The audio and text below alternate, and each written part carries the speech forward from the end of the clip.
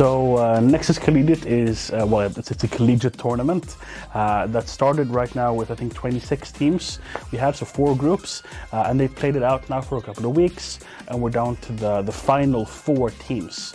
Right now Sweden and Finland are both represented. Unfortunately the other countries didn't have a chance to make it. And yeah, we're now in the final stages, right? So the playoffs are going to be played at DreamHack Winter 2023 and at the LAN tournament stage. So we're going to have a full stage production. Teams are going to be battling for €5,000. So, all in all, a pretty big deal. I think we have a lot of really competent people who are in the Nexus Collegiate, and I feel very safe in that. Because us as students, we maybe don't have the background for that, so it feels like we are getting guided, and we also get to be part of the whole production and learn from them who have a lot of expertise, so that's really cool. I also really think it's a fun idea and it really brings people together from a school perspective. So, and as Justice, we are maybe not the ones who are pulling it together, but we've been able to be part of something bigger than us, maybe. So that's been really cool. Yeah, it's so nice to get into the DreamHack. Like, it's been like one of my dreams to get here. I don't think I would have been here without the tournament, like at least this year. So it's quite nice. Å andra sidan är det här en plattform egentligen att fostra framtida e-sportare, både i sitt utövande men även de som står bakom produktionen. Och jag tror att det här skapar ett rätt så stort värde både för ideella krafter men även studenterna som går på universitetet och medlemmar i Justice.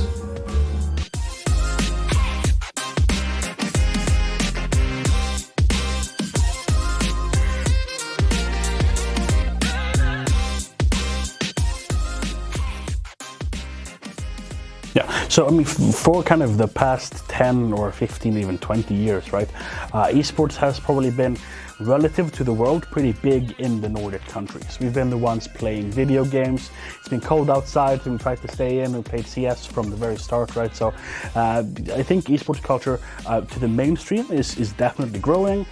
You can see that with kind of what I mentioned before, and that esports is officially recognized as a sport in Sweden. That's a big kind of monumental change, and hopefully will help shift the public perception of esports as like you're just sitting in your basement, you're playing, it's a solitary activity. I don't know how many times, we kind of run into that stereotype. That will definitely change. I think that's one of the clearest definitions or the ideas, stereotypes that as esports comes out to sports clubs, that we build more and more esports arenas. People understand that it's a balance not just in lifestyle, but that there is this massive really industry behind it. It is very, very kind of like reasonable industry to work in, and that there are so many career options, mainly because there are so many things you can do in the esports and media industry. So I think that comes with the culture, and it also kind of helps the culture grow. So the more people that work with it, the more people who grow up with it, the more natural it's going to become. Yeah, I mean, esports in Scandinavia, especially here in Sweden, has been going on for since its inception.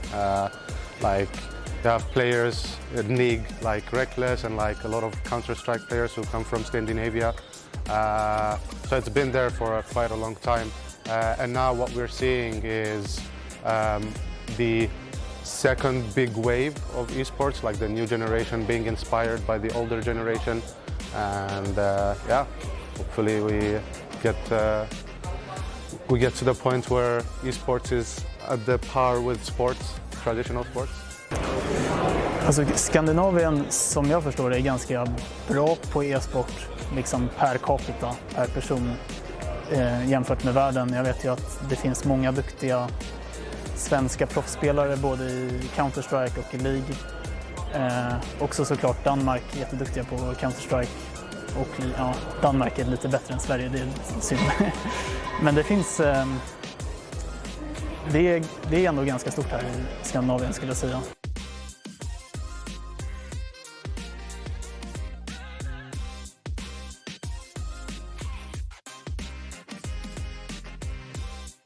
Som region så har vi haft de senaste åren en stark utveckling, framförallt när det kommer till spelkultur. Men jag tycker själv att jag saknar lite kring just e-sporten och LAN-kulturen. Så min mission det är ju egentligen att med hjälp av det här projektet visa på att Jönköping kan faktiskt profilera sig både som region och stad runt e-sporten. Jag tror att det är en stark möjlighet att faktiskt vara ledande, inte bara i Sverige men även internationellt. Att verkligen göra Jönköping till e-sportens mecka. Eller som man skulle kunna kanske då också e-sportens bibelbälte-varianten där man stryker bibel och så har man bara e-sportbältet. Det tycker jag är fyndigt. So right now esports is not having the best time.